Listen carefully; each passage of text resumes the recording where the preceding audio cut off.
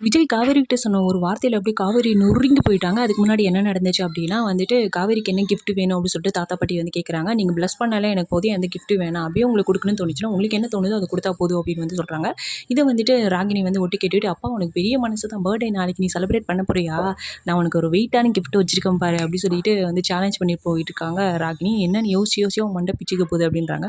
ஒருவேளை வந்துட்டு யமுனா வந்துட்டு ஏதாவது கஷ்டப்படுத்த போறாங்களோ அப்படின்றது தான் இவங்க திங்கிங்.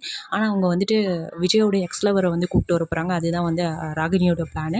இது வந்து சோகமா இருக்கும்போது வந்துட்டு இப்போ நம்ம ஹீரோ வந்து விஜய் வராரு. "என்ன சோகமா இருக்கு?" அப்படின்னு சொல்லும்போது, "இது மாரி வந்து ராகினி வந்து இந்த மாரி பேசுறா.